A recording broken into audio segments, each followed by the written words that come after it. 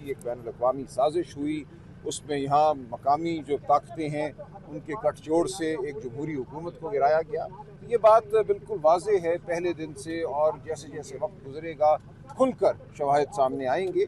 आज जो इस वेबसाइट पे एक दस्तावेज़ शाया हुई है, उसके हवाले से अब हुकूमत का फ़र्ज़ है कि वो बात करे, अपना अपना जो उनका जो झूठ है उसको माने, अपनाए, या इससे हटकर अगर कोई उनके पास सबूत है तो वो पेश करें। अलकादरी का जो फैसला है उसको जो है वो सलमान साहब ने चैलेंज कर दिया है कि 20 तारीख या 19 तारीख जो उन्होंने दी है चीफ जस्टिस साहब ने, वो मतलब कि सही तारीख नहीं है। जी ठीक बात है। देखिए, सलमान सफदर साहब का हमारा ये मौक़िफ़ है कि जो सस्पेंशन ऑफ सेंटेंस यानी कि सज़ा मअतली की दरख्वास्तें थी, उनको सुनना, उन पर फैसला करना, ये एक बुनियादी हक है इमरान खान साहब का, बुशरा बीबी का।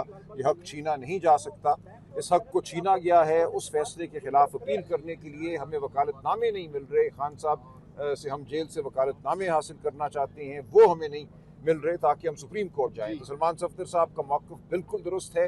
जब तक हमें वकालतनामे नहीं मिलेंगे हम इस अपील पे बहस नहीं करेंगे। सलमान अकरम राजा साहब, बताइएगा कि 3 दिन का अल्टीमेटम महमूद खान अचकज़ई साहब की जानिब से दिया गया था, और उन्होंने कहा कि अगर 3 दिन में इमरान खान के हवाले से, उनसे मुलाकात के हवाले से कोई पेशरफ्त ना हुई तो फिर जो कुछ होगा जिम्मेदार हुकूमत होगी। और साथ ही साथ सुहेल आफरीदी की जानिब से भी पिछले मंगल को अडियाला जेल के बाहर बड़ा कैटेगोरिकली कह दिया गया था कि अगले मंगल से पहले इमरान खान से मुलाकात करवा दी जाए, अदरवाइज अगले हफ्ते फिर जो हम करेंगे वो देखिए अभी मीटिंग है हमारी। अब एक हफ्ता हो गया, अल्टीमेटम मुकम्मल हो गया है, तो अब क्या करने जा रहे हैं? देखिए आज मीटिंग है, अचकज़ई साहब ने एक मीटिंग बुलाई हुई है, तमाम जो हमारे इत्तेहाद के सरबराहान हैं उनकी।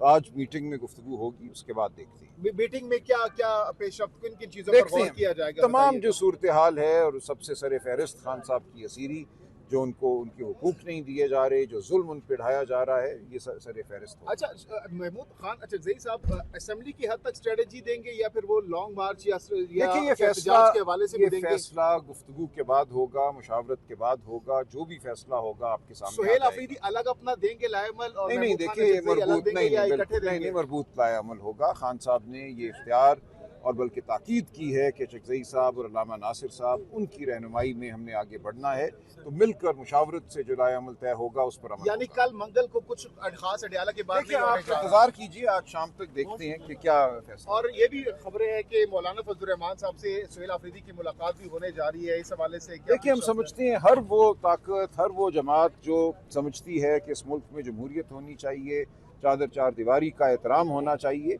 उसको शामिल होना होगा, तारीखी अमल का हिस्सा बनना होगा। ये अमल जो है इस मुल्क की मैं समझता हूँ शराफत की बका का अमल है। हम सबको इसमें शामिल होना है। अगर फजलुर रहमान साहब अपना हिस्सा डालना चाहते हैं मौलाना, तो जरूर। अच्छा, महमूद खान अचकज़ई की जानिब से मौलाना साहब को अपोजिशन लीडर बनने की ऑफर की गई है, ये खबरें भी इस वक्त गर्दिश कर रही है। पीटीआई इसके हक में है, पीटीआई सपोर्ट करेगी ये मौलाना साहब को अपोजिशन लीडर नामजद करने के हवाले से? देखिए ये फैसला सिर्फ इमरान खान साहब कर सकते हैं और कोई नहीं कर सकता। तो ये ऑफर दी है महमूद, मेरे इल्म में नहीं है, ये आपने बात की है, मैं खबरें चल रही है। नहीं मेरा नहीं खैर ऐसी कोई बात है। एक छोटा सा सवाल है मेरा कश्मीर के इलेक्शंस के हवाले से, क्योंकि पिछले दिनों उन्होंने प्रोटेस्ट भी किया प्रेसिडेंट गौर के दफ्तर के बाहर और कार के बाहर। देखिए हमें टिकट नहीं दिए जा रहे, इग्नोर किया जा रहा है और नए आदमी लाए जा रहे हैं। इस हवाले से क्या कहना चाह रहे हैं? देखिए हमारा पीटीआई का एक आइन है, उसके तहत जो सूबे हैं या जो रीजन्स हैं, आज़ाद कश्मीर उसमें शामिल है, गिलगित बल्तिस्तान शामिल है, वहाँ के जो सदूर हैं उनको इख्तियारात दिए गए हैं। मुशावरत वो करते हैं कि वो पार्लिमानी बोर्ड बनाएं, उस पार्लिमानी बोर्ड ने टिकट देनी है। ये होता है जब भी इलेक्शन आता है, कुछ लोगों को टिकट मिलते हैं, कुछ को नहीं मिलते, हमेशा खफकी होती है। अच्छा, तो ये एक मामूल की बात है। अच्छा, पीपल्स पार्टी और पीटीआई के दरमियान पैदर पे मुलाकातें हो रही हैं, गवर्नर केपी के और सुहेल आफरीदी की भी मुलाकातें हो रही हैं, बड़े खुशगवार विजुअल्स आ रहे हैं इस वक्त। तो क्या कोई इत्तेहाद होने जा रहा है या कोई बैकडोर मामला? ये कबल अज़ वक्त है, ये कबल अज़ वक्त है। जैसा कि मैंने कहा कि अगर पीपल्स पार्टी वाक़ियतन ये समझती है कि इस मुल्क में एक ऐसी तरमीम लाई जा रही है जिससे सूबों के हुकूक मुतासिर होंगे, जिससे इस मुल्क में जबर जो है उसको इस्तेहकाम मिलेगा, नौजवानों के जमहूरी हुकूक जो हैं उनको सल्ब किया जाएगा, तो मैं समझता हूँ उनका फ़र्ज़ है, अगर वो अपने माजी से कुछ भी कोई ताल्लुक़ रखते हैं या अपने उन नारों से ताल्लुक़ रखते हैं जिसकी बुनियाद पर वो उठे थे, तो आज वक्त है कि वो खड़े हों पाकिस्तान की आवाम के साथ। पीटीआई आज खड़ी है पाकिस्तान की आवाम के साथ, और जो कोई भी अपने नारों का मान रखना चाहता है, अगर नारों से बढ़ के कुछ करना चाहता है तो उसको इस अमल में शामिल होना होगा। जो एतमाद का वोट है वो कहा जा सकता है हुकूमत को लेने के लिए आने वाले दिनों में देखिए, सब कुछ लाने जा रही है अपोजिशन पार्टी। ये सब कुछ कबल अज़ वक्त है। अभी हमारे सामने कोई वाज़ेह बात नहीं है कि पीपल्स पार्टी का या और जमातों का क्या रवैया होगा। अपने हुकूक के लिए, इस फितरे के हुकूक के लिए, उन हुकूक के लिए जो बतौर इंसान उनका हक है, तो यहाँ हमेशा कोशिश की जाती है कि अवाम को दबाया जाए, उनकी आवाज़ को दबाया जाए। यही कुछ अप्रैल 2022 में हुआ। हुकूमत अगर इनकार कर सकती है तो इनकार करे ड्रॉप साइट पे शाया होने वाले साइफर का, कहे कि ये नहीं है, लेकिन इनकी मजाल नहीं कि ये सच को फिर झूठ कहें। इनका झूठ बहुत हो चुका।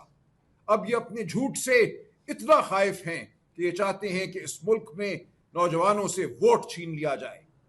बात की जा रही है कि वोट की उम्र जो है 18 से बढ़ाकर 25 कर दी जाए। ऐसा नहीं होने देंगे पाकिस्तान के नौजवान।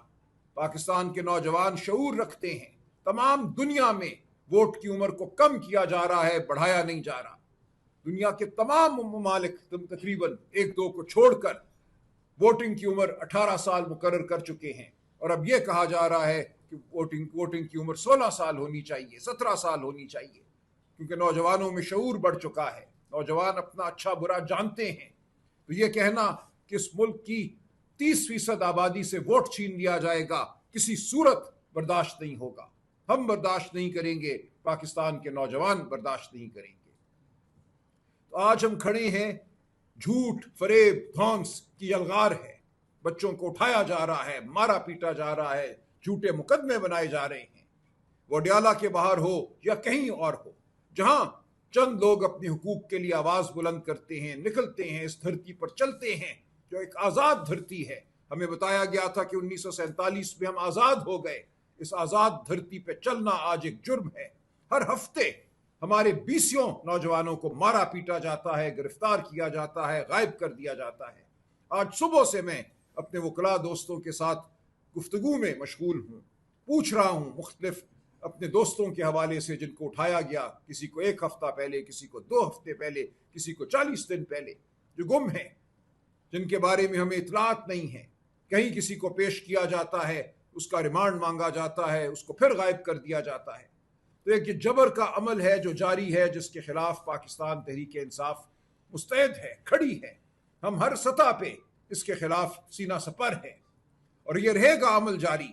और आप देखेंगे पाकिस्तान की अवाम अपने फैसले खुद करेगी। जब अदालतें बंद नजर आएंगी, जब पार्लियामान पे डाका होगा, जब बैन अल-अक़वामी साजिशें होंगी, तो पाकिस्तान के लोग, आप, मैं, हम सब अपना फैसला करेंगे। अदालतें बंद रहीं, पार्लियामान इसी तरह कैद रही, तो फिर ये फैसले आपको और मुझे सड़कों पे ही करना होंगे। कोई खौफ नहीं है, कोई डरता नहीं है, हम में से कोई डरपोक नहीं है, कोई जेल से नहीं डरता।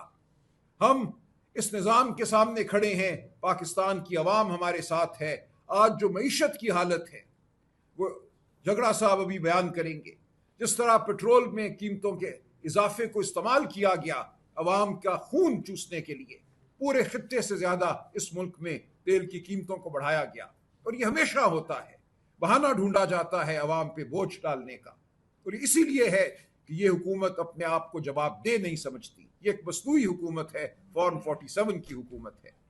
आज आईनी तरामीम की बात हो रही है कि सूबों से उनके हुकूक छीन लिए जाएंगे, जो हुकूक 18वीं तरमीम के जरिए मिले। ये वजारत जो है वापस विफाक को दे दी जाएगी, वो तालीम की वजारत हो या वो दीगर वजारतें हों। सूबों से पैसा छीन लिया जाएगा। ये कहा जा रहा है कि सूबों का बजट कम हो जाएगा। आप जानते हैं सूबे सेहत के हवाले से खर्चा करते हैं, सूबे तालीम के हवाले से खर्चा करते हैं। सूबों का काम है आपको तहफ़्फ़ुज़ फराम करना, लॉ एंड ऑर्डर पे खर्चा करना। ये तमाम खर्चे जब सूबों से छीन लिए जाएंगे और वफाकी हुकूमत की जो बेजा अखराजात हैं उन पर खर्च होंगे, तो पाकिस्तान की अवाम एक बार फिर पीछे रह जाएगी, तालीम में, सेहत में। तो ये वो मामलात हैं जिनके लिए हमने खड़े रहना है, हमने आवाज़ बुलंद करते रहना है। मेरे साथ आज असद कैसर साहब मौजूद हैं, तैमूर झगड़ा साहब मौजूद हैं, ये तफसीली बात करेंगे।